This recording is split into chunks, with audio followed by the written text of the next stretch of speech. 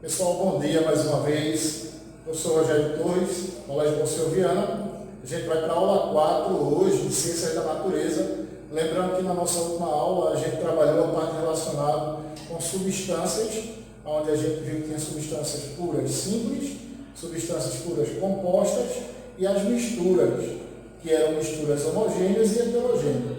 Então a gente vê que na natureza a gente pode encontrar isso. E também a gente pode utilizar determinadas técnicas que venham a separar essas misturas.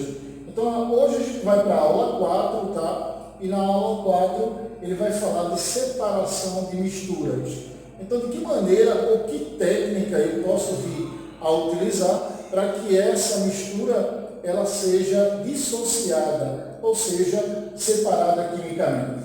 Então a gente vai começar com a separação de misturas heterogêneas, ok? Então, misturas heterogêneas são misturas que apresentam duas ou mais fases. Então, facilmente a gente vai ver duas ou mais fases. Então, no primeiro caso aqui, a gente vai utilizar um critério de separação onde é feito com sólido e sólido. Notem que muitas dessas formas de separar a gente chega a utilizar no nosso dia a dia. Então a química ela não é feita apenas em laboratório, né? A gente no nosso cotidiano a gente pode empregar essas técnicas também. Primeira técnica de sólido com sólido, a gente tem a catação.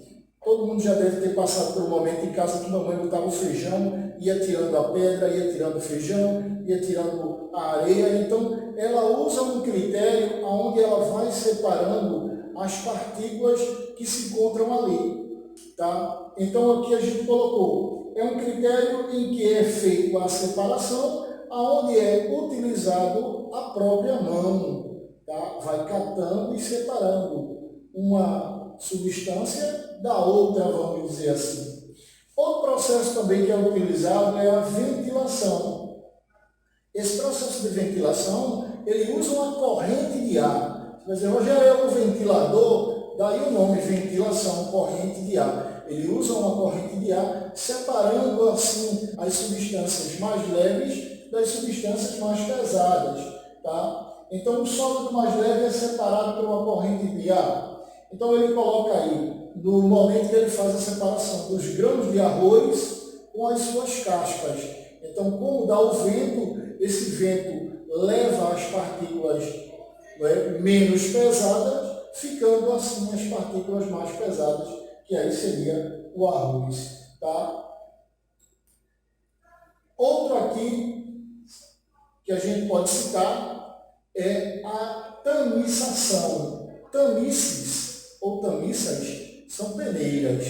Tá? Então existem técnicas onde os sólidos são separados de acordo com o seu tamanho, de acordo com o tamanho que a partícula possui. Então imagina que a peneira eu pego a areia lá e lá eu tenho grãos maiores, grãos menores, e essa peneira, ao eu movimentá-la, eu vou fazer com que as partículas menores passem pela tamices, tá? Ou pela peneira, e as maiores sejam retidas, assim podendo separar. Isso é muito utilizado na construção civil, tá? Quando a gente quer separar a areia fina, para a utilização da construção civil. Outro caso que ele coloca é a separação de moedas, que ela é separada, as moedas, de acordo com o tamanho, tá, que elas possuem. Então, sólidos de tamanhos diferentes podem usar uma peneira ou uma tamices, onde é feito esse tipo de separação. A levigação, que é outro processo que a gente tem aqui, ele tem os sólidos, porém esses sólidos têm diferentes densidades. Tá? Então, o que é que acontece? Ele usa esse processo, tá? E aí ele adiciona uma corrente de água. Então, a água é o fator que vai fazer com que separe esses dois sólidos. Você já deve ter ouvido falar que no garimpo ele usa água. Então, o que é que a água tem a ver com o garimpo? Porque a água vai levar a areia e o ouro, como é mais pesado, ele vai ficar ali no fundo da peneira dele. Então, é a água que vai levando os sedimentos mais leves e ficando assim aquele material que a gente deseja, no caso aqui do garimpo, ouro. Tá?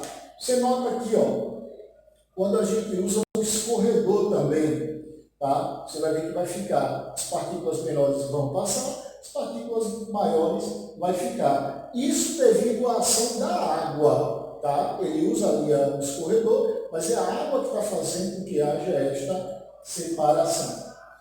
Outro exemplo que a gente cita aqui é o de flotação. Também os sólidos apresentam densidades diferentes, tá? E são separados pela adição. Então eu tenho ali um líquido, tá? E um sólido. Agora vem outro exemplo de separação de mistura, que é a flotação. Notem que a gente tem ali misturado areia mais serragem dentro do tubo 1. O que é que ele vai fazer? Ele vai adicionar água, tá? E agora o sólido que é mais denso, tá? Ele tende a afundar, e o sólido que é menos denso tende a flutuar. Então quem é menos denso é a serragem, então ela vai flutuar. Enquanto quem é mais denso é a areia, ela vai ficar no fundo do recipiente. Neste caso aí, ele só iria retirar a serragem, depois tiraria a água e ficaria com a areia. Então a flotação é um processo de separação de dois sólidos com a utilização de água de acordo com a densidade que eles possuem. Então a gente tem outro caso aqui que é a separação magnética. Tá? Ele usa uma separação com sólidos, só que é atraído por um ímã. Geralmente isso ocorre com os metais. Né? Imagina lá, ele passa o ímã e a limalha de ferro ou prego, como exemplo, eles são atraídos e são retirados daquele lugar. Vamos supor que a gente tivesse farinha ou areia e limalha de ferro. Então a maneira mais rápida era usar um ímã ali por cima e aquela limalha se uniria ao ímã, tá? E ficaria apenas a areia. Outro processo aqui que a gente vê, tá? É a dissolução fracionada. Neste caso aqui ele também tem sal e areia, ele coloca água, tá? Utiliza aqui um líquido, tá? Mas esse líquido ele vai dissolver apenas uma substância daquela mistura. Então quando ele coloca água ali no sal e areia, o que é que vai se dissolver na água? O sal. A areia não vai. E aí ele utiliza um filtro onde tira a areia e a água com sal passa. Depois, essa solução de água com sal, ela é fervida. A água vira vapor e eu fico apenas com sal no recipiente. Ok? Então, a este processo, a gente chama de dissolução fracionada. Outro tipo de separação entre sólido e líquido. Ocorre muito isso quando você coloca cal, pó de cal na água, mexe e o que sobrou você deixa para o dia seguinte. Então, essa separação é deixada em repouso, tá? E o que é que vai acontecer? O que a matéria sólida que está no recipiente, ela acaba ficando no fundo do recipiente. Então, eu consigo separar agora a água do barro. Nesse caso, eu pego uma água barrenta, coloco ela em repouso e depois de um certo tempo eu consigo separar o sólido do líquido. Centrifugação, que é muito utilizado em laboratório, tá? Na hora de separar os componentes sanguíneos, eles usam muito esse tipo, ou esta técnica de separação. A gente vai ver aqui que o sólido é separado de um líquido, onde ele usa um equipamento que vai girar em alta rotação, chamado de centrífuga. E aí, quando esse material passa por dentro desta centrífuga, a gente consegue assim separar a parte líquida, que seria o plasma, das partes ou dos elementos figurados do sangue, vamos dizer assim, que são as células e fragmentos de célula. Outro processo que a gente pode também separar sólido do líquido é a filtração. Você vai fazer café em casa, às vezes você usa o filtro, seja o filtro de pano, o filtro de papel, tá? Então ele serve aí, através de uma superfície porosa, que é o filtro, separar o sólido do líquido.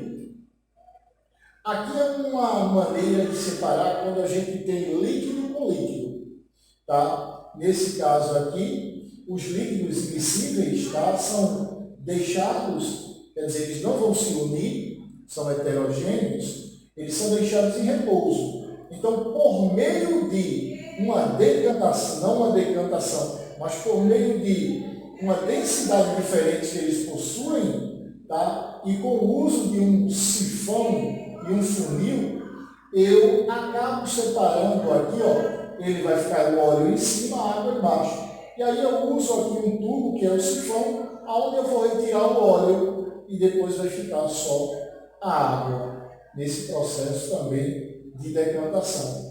O outro é a filtração, quando ele consegue separar o gás do sólido. O gás é separado por meio de uma superfície que é um filtro, tá? Como no caso aqui o aspirador de pó, que ele utiliza muito esse processo. Ok? Agora a gente vai para a separação dos componentes, sendo ele homogêneo. Aqui é um destilador. Então note que eu tenho aqui uma determinada mistura e ele é aquecido.